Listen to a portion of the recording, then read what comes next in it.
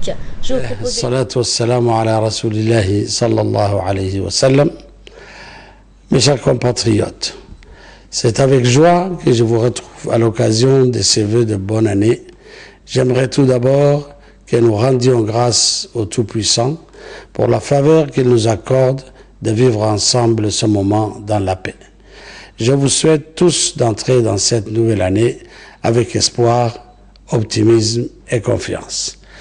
Mes premières pensées vont naturellement à ceux d'entre nous qui sont marqués par la maladie, la solitude et les difficultés du quotidien. Je prie le Très-Haut pour que 2015 soit pour eux une année de guérison, de solidarité et d'amélioration de leurs conditions de vie. Mes pensées vont également à nos vaillants soldats en Somalie ou sur nos frontières, à ces hommes et à ces femmes qui, par leur sacrifice quotidien, loin de leurs parents, nous protègent et protègent la région de toutes les vicissitudes. Je leur renouvelle la reconnaissance de la nation et de la patrie. Mes chers compatriotes, que cette nouvelle année accomplisse vos espoirs, qu'elle réalise vos projets et vos ambitions et qu'elle nous projette dans un avenir meilleur. Cet avenir, nous le construisons ensemble, de façon responsable et lucide. Rien ne peut nous détourner de cet objectif commun. C'est pourquoi nous sommes plus que jamais déterminés à déployer tous nos moyens et toute notre énergie pour y parvenir. L'attentat terroriste qui a endeuillé notre pays en mai dernier et les tentatives de déstabilisation des organisations terroristes ne pourront jamais contrarier la volonté des Djiboutiens et des Djiboutiennes à poursuivre leur développement dans la paix et dans l'unité, car c'est dans notre nature d'être un peuple pacifique et tolérant. Mes chers compatriotes, en 2015, le gouvernement poursuivra ses efforts pour que la croissance économique profite à tous les Djiboutiens sur l'ensemble de notre territoire. Car nous avons besoin d'une croissance qui infuse notre société et non d'une croissance qui brille uniquement par son PIB.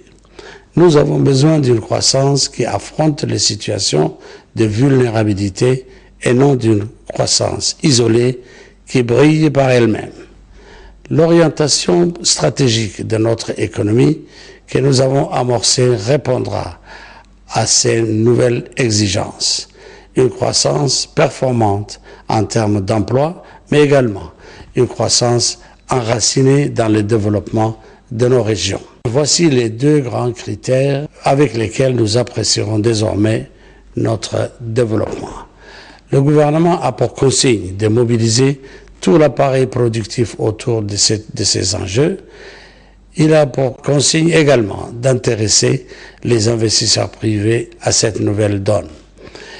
Il le fait déjà avec succès puisque des investissements d'envergure vont s'installer dans nos régions et servir ainsi de levier à toute l'économie locale. En 2015, le gouvernement poursuivra aussi ses efforts contre la pauvreté. L'assurance maladie que nous avons mise sur pied rentre précisément dans le cadre de notre justice sociale. Elle a pour principe la solidarité, pour ambition l'accès aux soins et à la santé de tous nos compatriotes. Mes chers compatriotes, je suis conscient des efforts auxquels vous avez consenti pour que votre pays se redresse et devienne un acteur majeur de la scène régionale. Ces efforts n'auront pas été vains puisqu'ils nous permettent d'envisager notre avenir avec confiance et sérénité. Nous devons poursuivre dans cette voie car ce sont ces acquis qui nous propulsent avant tout dans notre avenir. Notre République doit continuer son cheminement, notre unité consolidée doit continuer à nous protéger. Je veillerai personnellement à ce que tous les Djiboutiens, de quelque bord politique qu'ils soient, participent à l'édifice national. Restons fidèles à nos valeurs de paix, d'unité et de fraternité. Je vous souhaite encore une fois mes meilleurs vœux de santé et de prospérité pour cette nouvelle année. Vive la République. Revenons à la politique où la coalition des partis de l'opposition regroupés au sein de l'USN, l'Union pour le Salut National, a tenu un vaste rassemblement cet après-midi à son siège. Au cours de ce meeting, les dirigeants de la coalition de l'USN, dont son président Ahmed Youssouf Ahmed et son vice-président Ismail Guedi Hared, se sont succédés à la tribune pour informer les partisans et militants de l'USN des tenants et aboutissants de l'accord au cadre signé avec les partis de la majorité présidentielle, l'UMP, mardi dernier. Nous reviendrons bien sûr sur cette information dans nos éditions de demain. Dans la région de l'intérieur, la décrispation de la situation politique a été également unanimement saluée. Le chef de l'État, M. Ismaël Omar Guelleh, s'étant personnellement impliqué pour aboutir à cet accord entre concitoyens et dans de l'optique de défendre l'intérêt général. À Alice Villiers, au micro de notre correspondant dans la région, la population Hassan Dioug, dans sa très grande majorité, ont accueilli avec joie et allégresse cet accord. Local, uléma, jeunes, femmes, moins jeunes ont voulu exprimer leur enthousiasme et ont félicité toute la classe politique, tant que issue de l'UMP que de l'USN et à leur tête le chef de l'État. Cet accord met un terme aux divergences et conformément à l'opposition dans son rôle critique, si besoin, et dans sa contradicteur de la politique gouvernementale et en son sein de l'Assemblée nationale. Le passage 2015 a été fêté par les Djiboutiens dans la sérénité et la joie. Des échanges de vœux, des animations musicales, des spectacles et bien entendu l'attente de voir les aiguilles du montre passer à minuit. Les 12 coups de minuit et leurs inséparables feux d'artifice. Bismillahirrahmanirrahim. Salam alaikum wa rahmatullahi. Halkan waxaan ka salaamayaa ummadda islaamka meel kastoo joogaan ummadda reer Jabuuti madaxweynaha horwadiisa ayaan ka salaamayaa 2015 nabadda noo soo gashay waan ku raacsanahay waan jecelahay ummadda reer Jabuuti way dan u tahay maalinaha gamcaha la isqabsado meel kaliya laga soo jeesto nabadda la qaato annagu waan qaadanay waan ku raacsanahay madaxweynuhuna waa walaalkayo هيلي هوب ولا قرب جوج ضايع النبض يا سلام عليكم waxaan weydiisan lahayn jamciyadda qurumaha ka dhaxaysa maadaama uu heshiisyo badan ka soo qayb galo kii Soomaaliya shalay arkaynay maantana kan uu ku guuleystay prix Nobel hadii ay jamciyaddu bixin lahayd madaxweyne Ismaaciil Umar Geelle in la siiyo uu mutaystay anigoo ku hadlaya magacii Casajooga aad baan ugu faraxsanahay shucuurta maanta in heshiiska iyo san iyo EMP-da aad baan u taabacsanahay aad baan u jecelnahay waan ku faraxsanahay hambaliyo aad baan u hambalyeynaya madaxweynaha. C'était les réactions des femmes d'Alice Villiers revenant au réveillon de Nouvel An. Les réveillons de Nouvel An ont été très animés dans la capitale brillée de mille feux. Pour accueillir la nouvelle année, Djibouti s'est paré de ses plus beaux atours. Le Nouvel An, c'est aussi le temps des animations musicales et des spectacles enchantés. La fête était déjà à guichet fermé dans les grands hôtels de la place. Ils affichaient déjà à complet depuis plusieurs jours. Du côté de la corniche, un spectacle préparé par le chanteur de marque, Habad Moussaoulad, était proposé dans le hall de mariage et des fêtes. Une ambiance tonique était assurée avec des mouvements synchronisés. La prestation a été saluée par les spectateurs enchantés et surpris à la fois parce qu'ils venaient de voir. Et pour finir, rappelons qu'il est de tradition pour chacun de prendre les bonnes résolutions pour la nouvelle année.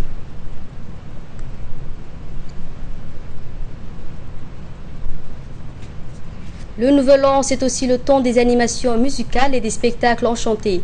Ils étaient nombreux, ceux qui ont choisi de célébrer le passage du Nouvel An en musique. Et parmi les spectacles, celui organisé par le groupe Grachilé au Théâtre des Salines. Ambiance également électrique au corniche avec le concert de Habad, à ses côtés des artistes également tels que Guessot Saïd Ahmarod, Choukri Roblé entre autres. Nos spectateurs et auditeurs n'ont également pas été en reste. La RTD avait organisé une soirée spéciale Nouvel An qui était animée par les différents concurrents de jeunes talents. On laisse admirer ce spectacle.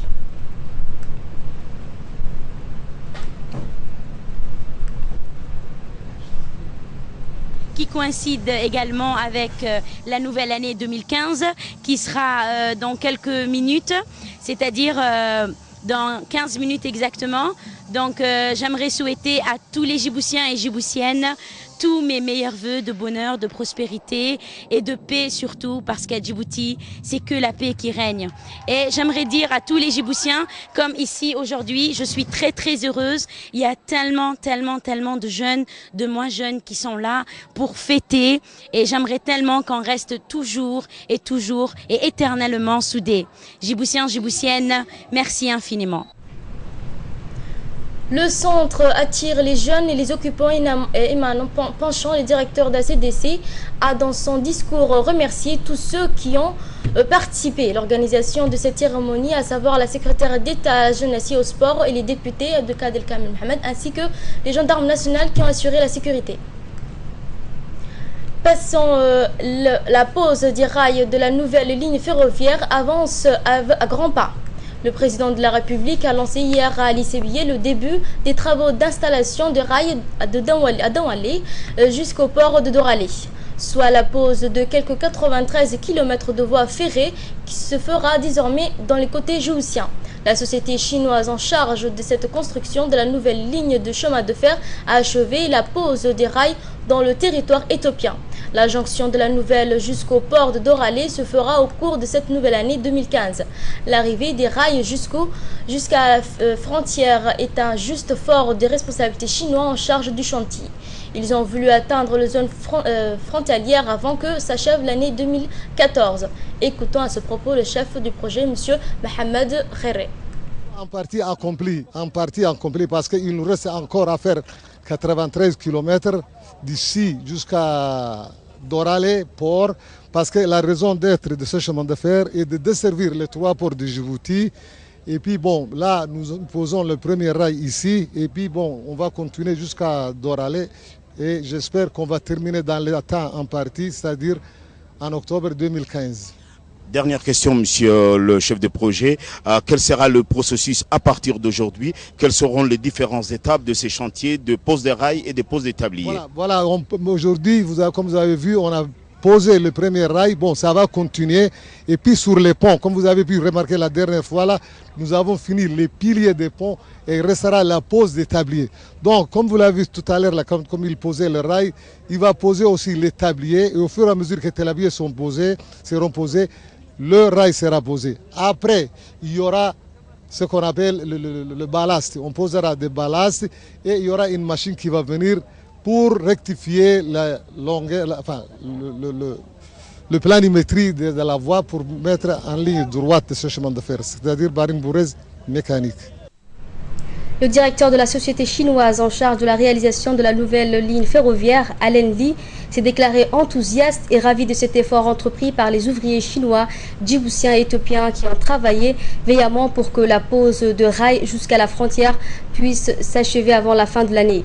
C'est un cadeau que nous offrons au peuple djiboutien et à ses dirigeants politiques, a indiqué le directeur de la société chinoise en charge de la réalisation de la nouvelle ligne ferroviaire, dont le président de la République Ismaël Omar Guelleh en premier lieu. Les ouvriers ont travaillé d'arrache-pied pour parvenir à cette fin et nous continuerons sur notre lancée pour atteindre le port de Doralé au cours de cette année 2015, a ajouté M. Allen Li. Le directeur de la société a indiqué qu'entamer la jonction du rail au niveau de la frontière des deux pays est un moment historique. Cette voie ferrée va dynamiser l'économie des deux pays et nous en sommes ravis, a-t-il précisé. C'est un cadeau que la Chine offre au peuple djiboutien et éthiopien, a-t-il conclu.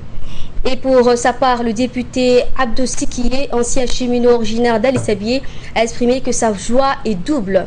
Ce projet intervient 120 ans après le premier chemin de fer. Cette nouvelle ligne ferroviaire qui paraissait utopique pour certains est aujourd'hui une réalité. Et Hassan Diop accueille avec ferveur ce train à grande vitesse parce que la population et ses environnements connaissent l'impact du terme économique, a-t-il ajouté.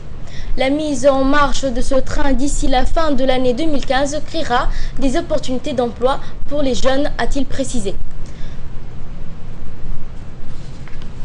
Notre pays accueille chaque année un grand nombre de rendez-vous religieux qui se tient à la mosquée dénommée Margaz al-Makam Mokrama. Alors, ce grand rendez-vous qui accueille des milliers de fidèles de par le monde sera lancé ce soir. Et cet après-midi, c'est le ministre de la Culture et des Biens Waqf, Aden Hassan Aden, qui s'est rendu à cette mosquée afin de s'imprégner des préparatifs de ce rendez-vous religieux. Durant 3 jours, des milliers de fidèles prennent part à des conférences religieuses. Les fidèles viennent de tous les pays musulmans, notamment des pays riverains, mais également du Yémen et du Pakistan, entre autres. Dans cette rencontre spirituelle, il est question de consolider les valeurs de l'islam et prône la tolérance et les bonnes pratiques de notre religion. Cette rencontre annuelle des musulmans du monde entier permet aux fidèles de consolider à travers cette communion spirituelle l'amour entre les musulmans, de raffermir les 5 piliers de l'islam en cette fin d'année, a indiqué le ministre. Nous fêtons également dans quelques jours, pas plus que le 3 janvier prochain, le Mawlid al-Nabi ou la naissance du prophète, que paix et salut soit sur lui, a précisé le ministre. Le président nous a donné comme consigne d'aider le regroupement de Tabligh, communément appelé Rouge, dans sa quête pour raffermir l'amour et la solidarité entre les musulmans de toute origine, a-t-il conclu. En cette fin d'année, une rencontre religieuse a été organisée par le parti RPP à Hayabli. Une rencontre à quelques pris par de nombreux jeunes, mais aussi hommes et femmes de ce quartier populaire de la banlieue de Balbala. La conférence a été animée par des ulémas tels que Kourat Hamadou. Plusieurs questions d'actualité, notamment la bonne mœurs, les valeurs et l'amour de la patrie, ont été au centre de ces prêches. Une conférence à laquelle a pris part le ministre de la Promotion de la Femme et du Planning familial, Mme Hassana Barkat Daoud, et des députés issus du RPP.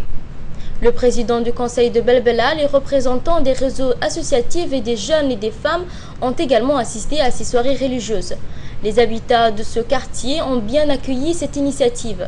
C'est un moment d'union, de rencontre, ont indiqué les habitants de ce quartier. Sachez bien également que des rencontres similaires ont été organisées également dans d'autres quartiers de banlieue de Belbela et notamment à Cheikh Moussa. Et de là, nous passons à l'actualité internationale. Comme on vous le disait en titre, les capitales du monde entier ont célébré comme il se doit le passage à la nouvelle année. À Londres, pour la première fois, l'événement était payant. Pour assister au feu d'artifice au-dessus de la Tamise, il fallait acheter une place à 10 livres. Le but était de limiter le nombre des spectateurs pour des raisons de sécurité. À Paris, une vidéo était projetée sur l'Arc de Triomphe, une première avec pour thème l'art de vivre parisien et des sujets environnementaux, car la capitale française accueillera à la fin de l'année la conférence internationale sur le climat. À Amsterdam, musique, feu d'artifice était aussi au rendez-vous. Après Sydney, le Japon était l'un des premiers pays à célébrer le passage à la nouvelle année. À Tokyo, 3 millions de visiteurs se sont rendus au sanctuaire Meiji-Jingu, le lieu de prière le plus fréquenté de la ville. À Sydney, en Australie, des feux d'artifice ont été tirés depuis l'Opéra et le Harbour Bridge.